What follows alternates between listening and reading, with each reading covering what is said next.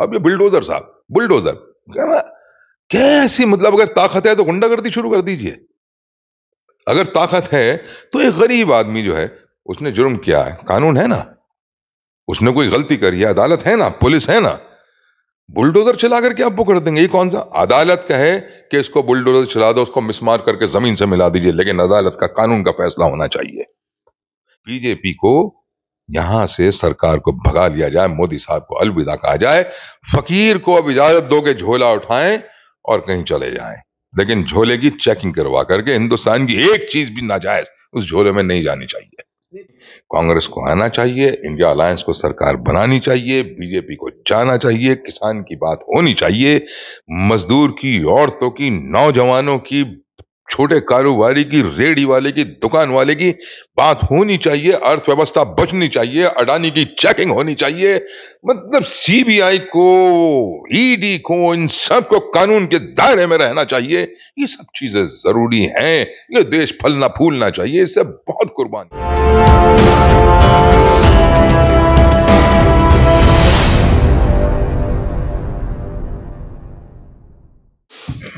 नमस्कार, JD news में आपका स्वागत है।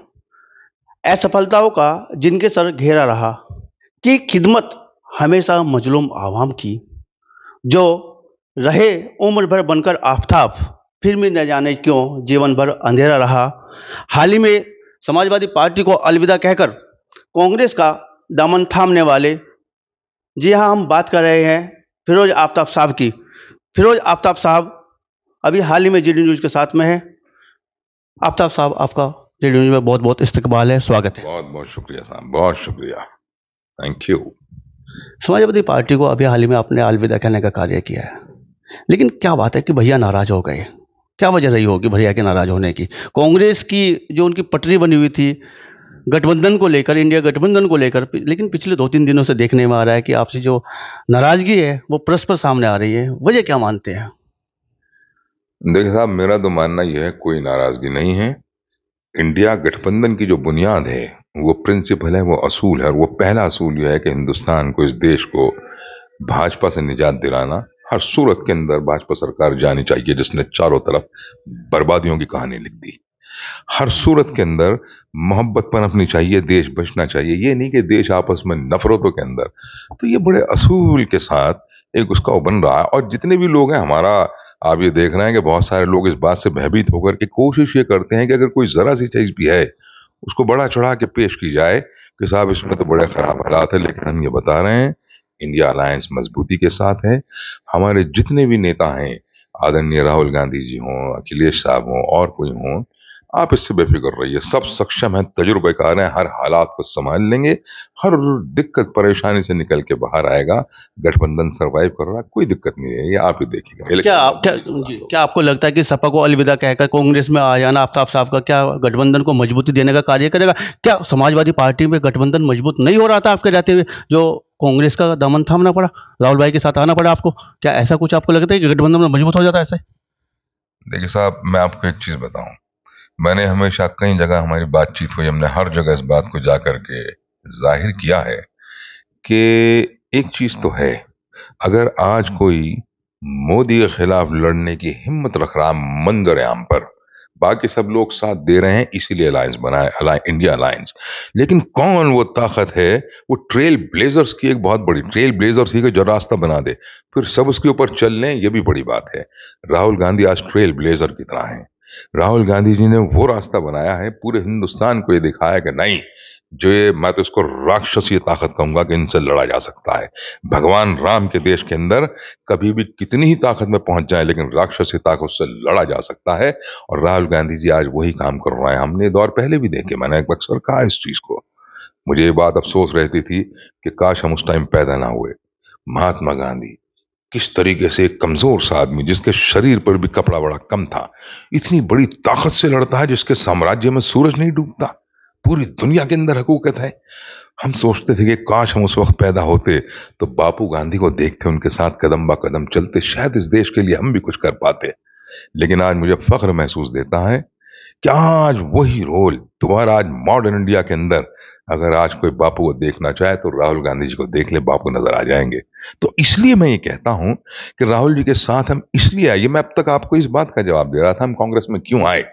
एक रास्ता बनाना बड़ी बात है, फिर उस पर सब चलने तो वो भी अच्छी बात है, लेकिन राहुल जी रास्ता बनाने वाले हैं। राहुल जी देश को वो राह दिखा रहे हैं जहां से देश बचेगा, जहां से देश मोहब्बतों के अंदर पनपेगा, जहां से देश की लूट खत्म हो जाएगी, अडानियों के ऊपर जो है कुछ पाबंदी लगेगी, जहां पर ये जो हमारा नौजवान है जिसका कैरियर खत्म हो गया। आप यकीन जानिए 10 साल के अंदर लोगों का कैरियर, बच्चों को नौकरियां नहीं मिल रही, रिश्ते नहीं हो रहे हैं। किसानों का यह हाल है कि एक एक साल पढ़ के, मैंने अभी देख रहा था स्टैटिस्टिक्स, पता नहीं 36 लाख करोड़, मतलब हमसे तो इतनी गिनती नहीं आती, इतना जो है बिजनेसमैन का माफ कर दिया गया। और 750 किसान अपनी जान की कुर्बानी दे दें, एक साल पड़े रहे, उनके जरा जरा से कर्ज माफ नहीं किए जाएंगे। 2, 4, 5, 10 हजार के ऊपर किसान आत्महत्या करेगा। राहुल उस चीज को देख रहे हैं। राहुल जी किसान आज तो इसलिए आज का ये फर्ज है, नौजवान हो, बच्चियां हो, किसान हो, मजदूर हो, ये हमारे छोटे दुकानदार हों, रेहड़ी वाले हों, क्या बात करते हैं, हिंदू हो, मुसलमान हो, जो इस देश में अच्छे से रहना चाहते हैं अमन ओमान के साथ, आज सब राहुल जी की तरफ देख रहे हैं। इसलिए मेरे दिल ने भी ये आवाज दी कि आज का वक्त है, राहुल जी के साथ खड़े हो जाइए। और हमारी आवाज गलत नहीं थी। आज हम ये देख रहे हैं कि सारी पार्टियां राहुल जी के साथ खड़ी हो रही हैं, और इसको कोई शक नहीं है, इंडिया अलायंस के अंदर सबका बहुत रोल है, नीतीश जी का सबका रोल है, लेकिन उसका कैच पूरा इंडिया, पूरी दुनिया जानती है कि राहुल जी हैं। मंचों से हमेशा आपने जो है मुलायम सिंह यादव के विचारों को बुलंद किया है, उसको मानने की आपने बात की है, बुलंद आवाज में बात की है, लेकिन समाजवादी छोड़ने की वजह क्या रही है फिर? नो नो नो, समाजवादी से हमें कोई शिकायत नहीं। समाजवादी में हम रहे, हमें बहुत इज्जत मिली, बहुत मोहब्बत मिली। उन्होंने हमें एमएलए भी लड़ाया है, हमें एमपी का टिकट भी दिया है, और बड़ी मोहब्बतें रही हैं, इसलिए मैं कोई शिकायत वैसे नहीं कर सकता हूं। लेकिन एक चीज जरूर है कि राहुल जी ने जो भारत जोड़ो यात्रा शुरू करी, इसने मेरे दिल पर वो असर डाला कि हम बैठ नहीं सके। और यहां आकर के जो आपने बात करी है मुलायम सिंह जी के विचार, वो कहाँ खत्म है। राहुल जी ने तो आज कह दिया, हिंदुस्तान के अंदर पिछड़ों की लड़ाई छेड़ दी, तो कहाँ है मुलायम सिंह जी के विचारों से अलग, कहाँ है और सोशलिस्ट विचारों से अलग। आप ये देखिए बिहार के अंदर उस टाइम नारा लगा, सोशलिस्टों ने ही लगाया था कि साहब वहां क्या है, वो नारा है 100 में 60 हमारा है। फिर उसके बाद जो है हमारे जितने भी माननीय काशीराम थे, उन्होंने ये दिया कि जिसकी जितनी वो है संख्या भारी उतनी उसकी हिस्सेदारी। और आज राहुल जी कह रहे हैं जितनी आबादी उतना हक। लेकिन राहुल जी के अंदर यह है कि ये बहुत दिनों से चल रही थी ये सारी बात, लेकिन अगर राहुल जी किसी बात को लेकर के खड़े हो गए तो आप सब इत्मीनान में आ जाइए, इंशाल्लाह इस बार ये मुहिम मंजिल तक पहुंचने वाली है, पिछड़ों को उनका हक मिलेगा। समाजवादी छोड़ने वाले हर एक नेता इस बात को कह रहा है कि नेताजी की समाजवादी नहीं है, नेताजी की सपा नहीं रही है, दम घुट रहा है। क्या आफ्ताब साहब को क्या इस तरह की कोई टीस रही है? अभी आपने भारत जोड़ो यात्रा की बात की है, निर्णय लेने में काफी समय लगा दिया, बहुत देर लगा दी। हजूर आते आते कहीं आपकी भी बात ऐसी रही कि लोकसभा चुनाव आए तो कांग्रेस का दामन थामे, टिकट की बात कहीं मन में लेके आफ्ताब साहब कांग्रेस के दरवाजे पर तो नहीं खड़े हैं? देखिए साहब, मैं आपको एक बात बता दूं, हमारा नाम है फिरोज आफ्ताब, और मैं उस परिवार से ताल्लुक रखता हूं। मैं आज कांग्रेस में नहीं आया, हमारा परिवार ही पुराना कांग्रेसी है। और मैं फख्र के साथ कहता हूं, जब हिंदुस्तान गुलामी की जंजीरों में पड़ा सिसक रहा था, अंग्रेज यहाँ हुकूमत कर रहे थे, मैं फख्र के साथ कहता हूं, हमारे दादा चौधरी जफर साहब उस टाइम कांग्रेस जो पार्टी नहीं बल्कि एक राष्ट्रवादी आंदोलन का नाम था, उससे जुड़े हुए थे। और ऐसे नहीं, जब हिंदुस्तान को आजाद करा लिया गया और यहाँ पहला आजाद हिंदुस्तान में जब हिंदुस्तान यूपी की असेंबली बनी, जीबी पंत साहब, गोविंद वल्लभ पंत साहब उसमें पहले चीफ मिनिस्टर थे, उसमें हमारे दादा विधायक थे कांग्रेस से।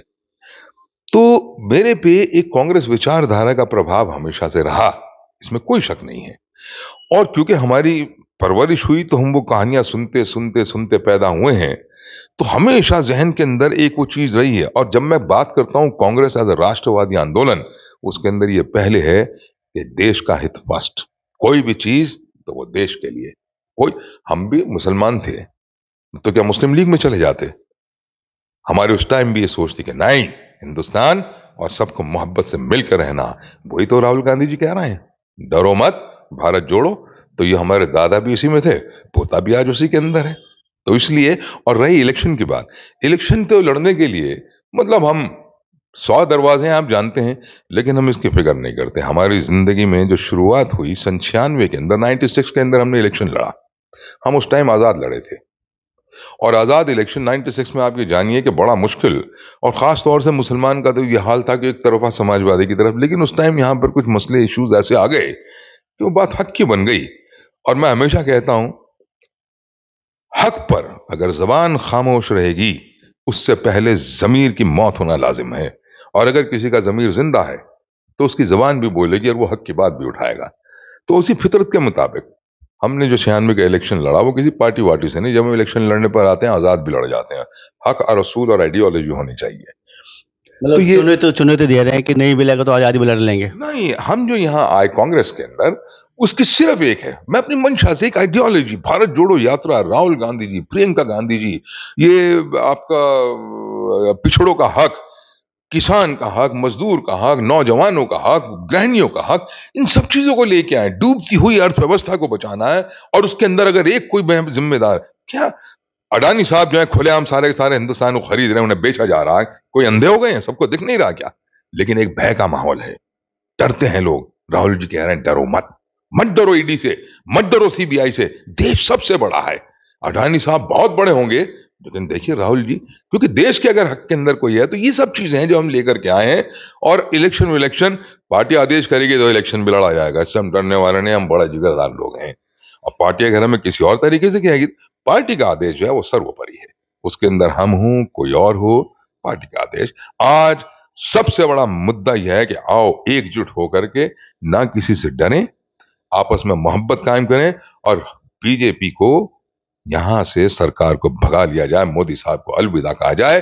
फकीर को अब इजाजत दो कि झोला उठाएं और कहीं चले जाएं, लेकिन झोले की चेकिंग करवा करके। हिंदुस्तान की एक चीज भी नाजायज उस झोले में नहीं जानी चाहिए। नहीं, दूसरा फकीर बाबा भी तो खड़ा है, बुलडोजर बाबा, उसके लिए क्या कहेंगे, उनके लिए क्या कहेंगे आप?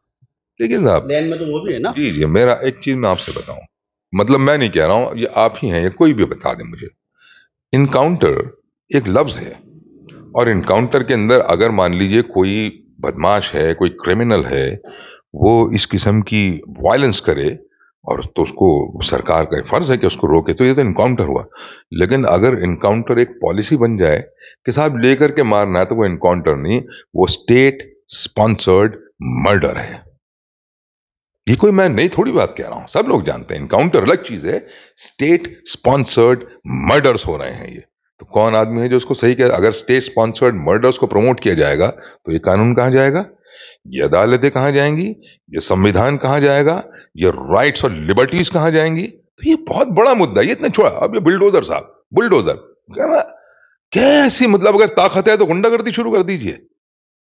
अगर ताकत है तो एक गरीब आदमी जो है, उसने जुर्म किया है, कानून है ना, उसने कोई गलती करी है, अदालत है ना, पुलिस है ना, बुलडोजर चला करके आप वो कर देंगे? ये कौन सा अदालत कहे कि इसको बुलडोजर चला दो, उसको मिसमार करके जमीन से मिला दीजिए, लेकिन अदालत का कानून का फैसला होना चाहिए। एग्जीक्यूटिव जो है वो जुडिशरी का काम करने लगेगी, तो त्राही त्राही मच जाएगी। देश के लोगों को ये सोचना होगा, हिंदू मुसलमान को, कि इस निजाम से बच के रहें। ये बहुत बड़ी परेशानी सबके लिए खड़ी कर देगी। और इसके अंदर अगर कोई साथ डट के खड़ा हुआ है, तो मैं फिर वही कहता हूँ, राहुल जी, प्रियंका गांधी जी तमाम उस प्लान को लिए खड़ी हैं कि राहुल जी ने जो पूरे अवाम को एक ख्वाब दिखाया, उसको जमीन पे कैसे इंप्लीमेंट किया जाए। प्रियंका गांधी जी ने क्या बखूबी दिखाया है, ये कर्नाटका के अंदर क्या बखूबी दिखाया है, ये हिमाचल के अंदर। राहुल जी का प्लान को पूरा हिंदुस्तान का अवाम एक्सेप्ट कर रहा है, और उसके इम्प्लीमेंटेशन के लिए कि बीजेपी से निजात मिल जाए, सब प्रियंका जी की तरफ देख रहे हैं। तो ये जोड़ी ऐसी है कि हम अपना, हमारे दादा चाहते तो अंग्रेजों के साथ नहीं रह सकते थे, बहुत सारे जमींदार रहे उनके साथ। ये सिंधिया परिवार के लोग भी उधर ही थे, और भी थे, फायदा तो वहां था ना। राष्ट्रवादी आंदोलन कांग्रेस से जुड़ने का मतलब तो ये था कि जेल सामने है, पुलिस के डंडे सामने हैं, अंग्रेजी तानाशाह हुकूमत सामने है, हर चीज हो सकती थी नुकसान की। लेकिन हुआ करे, जब असूल सामने हो तो इनके कोई मायने नहीं। वही पोजीशन आज भी है। फायदे की चीजें पता नहीं कहां कहां हो सकती हैं, लेकिन जब राहुल गांधी डर रहे, तो हम कहाँ डरने वाले साहब। नेहरू जी गांधी जी के साथ चौधरी जफर, तो हक बनता है। राहुल जी जिस मुद्दों को लेकर चले हैं तो फिरोज आफ्ताब तो उनके साथ। इसके अंदर हमारी कोई कुर्बानी क्यों ना, हम पीछे हटने वाले नहीं। कांग्रेस को आना चाहिए, इंडिया अलायंस को सरकार बनानी चाहिए, बीजेपी को जाना चाहिए, किसान की बात होनी चाहिए, मजदूर की, औरतों की, नौजवानों की, छोटे कारोबारी की, रेडी वाले की, दुकान वाले की बात होनी चाहिए, अर्थव्यवस्था बचनी चाहिए, अडानी की चेकिंग होनी चाहिए। मतलब सीबीआई को, ईडी को, इन सबको कानून के दायरे में रहना चाहिए।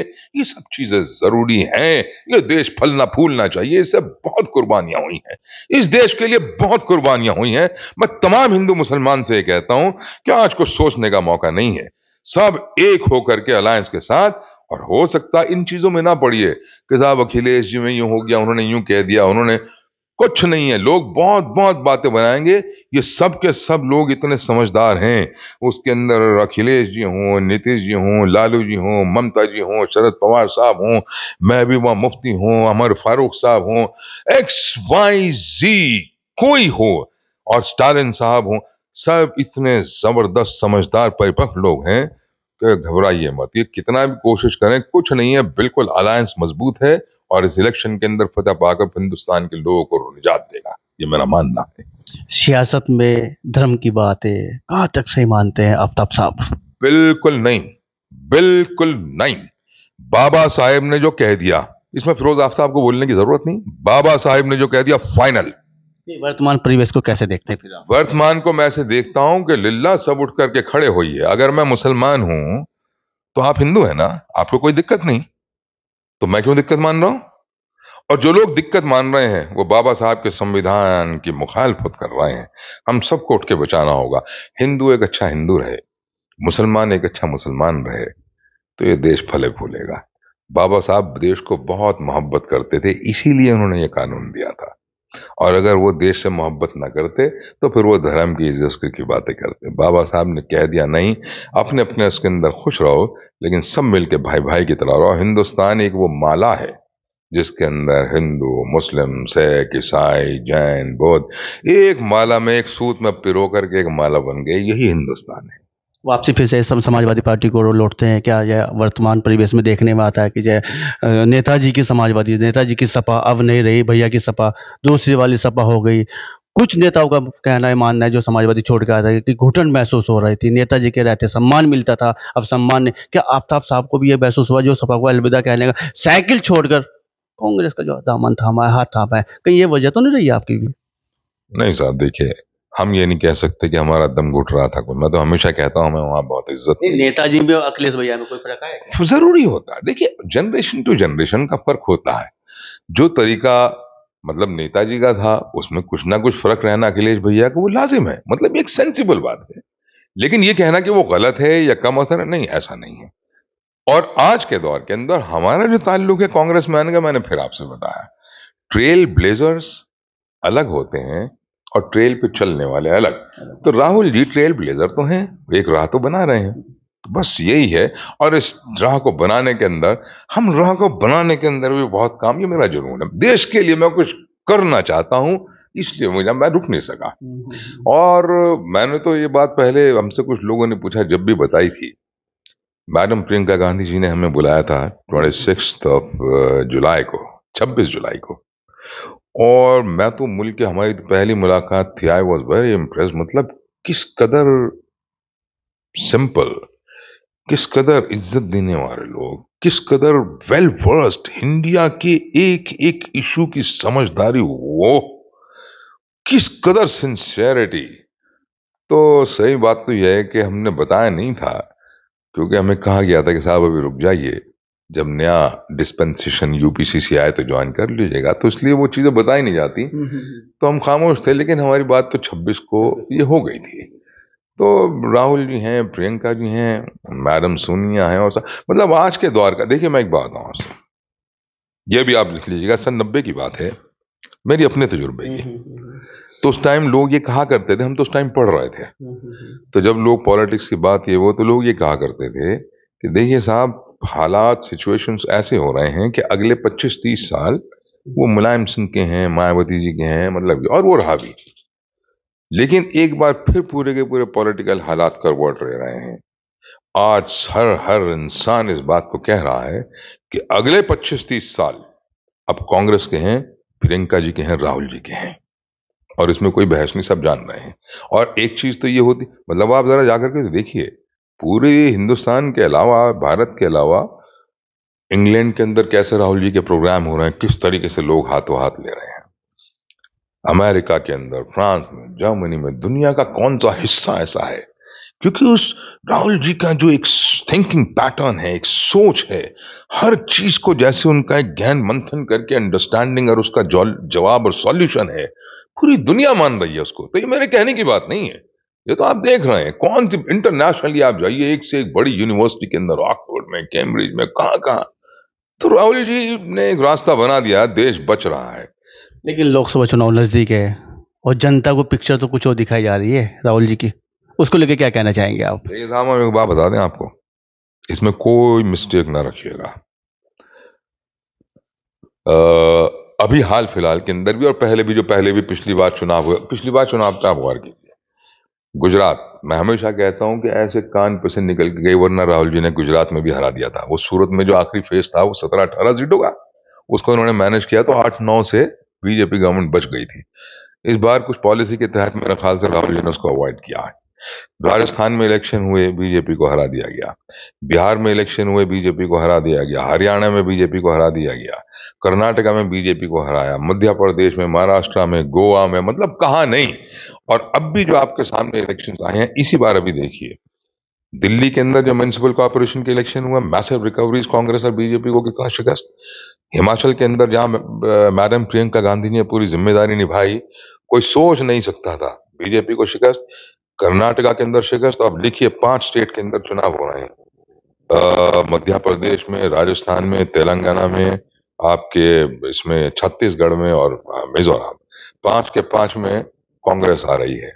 तो आप इससे मतलब कोई डिफरेंट पिक्चर नहीं है। बीजेपी जा रही है, इंडिया अलायंस आ रहा है, और उसके अंदर जाहिर सी बात, राहुल जी का ये जो पूरा का पूरा पूरे देश को उन्होंने एक डायरेक्शन दी है, रास्ता यहीं से निकल रहा है।